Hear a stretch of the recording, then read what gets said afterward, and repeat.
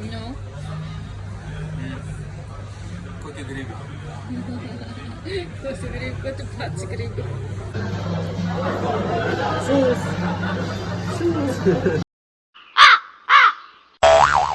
Tas ir dāvaniņas.